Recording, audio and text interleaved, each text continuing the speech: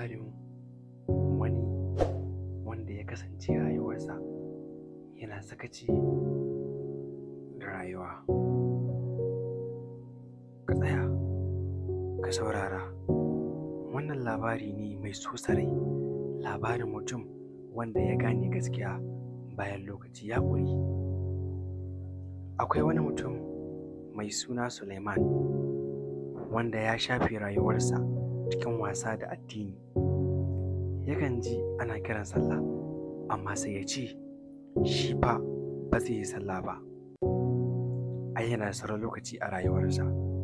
Yakan ce duniya dai ai akwai lokaci a cikinta, zai samu dama daga baya yayi. Ma'ana ya ce zan gyara daga baya, sai dai ba wanda ya san ranar da zai bar wannan duniyar. Ranar wata juma'a bayan sallar magariba, Suleiman ya faɗi ba tare da ya tashi ba.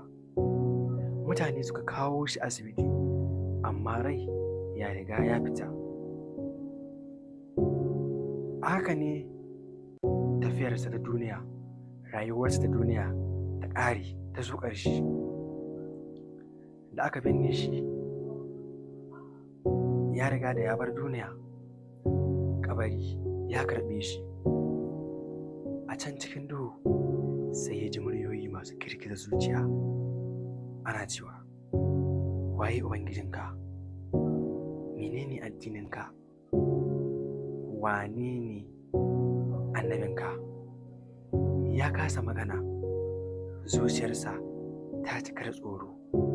A lokacin ya gane cewa ya bar duniya, rayuwar duniya ta ƙare masa, yana rayuwa ne a barzahu. Wannan shine kabari, gida na farko bayan mutuwa.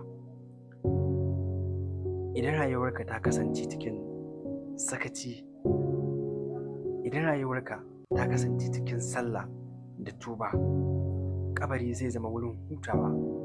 Amma idan rayuwa ta cika da sakaci da wasa da Allah, da bautar Allah, da ibadar Allah, zai zama wurin azaba a gare ka. Darasi: ka gyara rayuwarka tun yanzu. Ka tuna kabari kafin shiga cikinsa. Ka tuba, ka yi sallah, ka kusanci Allah, ka ƙasƙantar da kanka ga Allah mahaliccinka subhanahu wa ta'ala. Domin ranar da za ka shiga ƙasa babu wanda zai tsaya maka, ba uwa, ba uba, ba ɗa, ba ɗanɗa, babu kowa daga kai sai aikin da ka shirya